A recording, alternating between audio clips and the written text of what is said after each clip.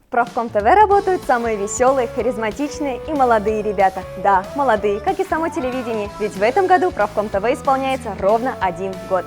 Студенческое телевидение Правком ТВ начало свое существование в ноябре прошлого года. Проект создавался при поддержке первичной профсоюзной организации студентов и аспирантов Башгу. Наше телевидение оказывает благотворное влияние на студентов, ведь оно не только освещает происходящие события, но и объединяет.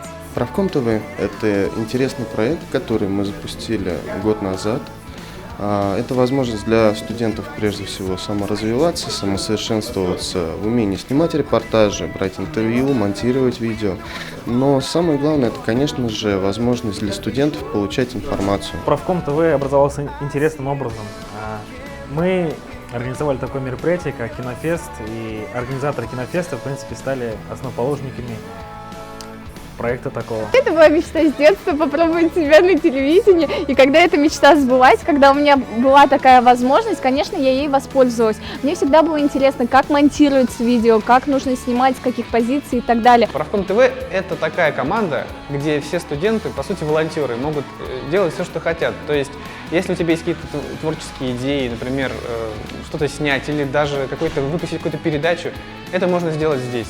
За целый год работы команда Правком ТВ приняла участие в нескольких конкурсах, выпустила более 120 роликов. На счету проекта освещение уже более 72 мероприятий. Развивались, развиваемся, будем развиваться всегда.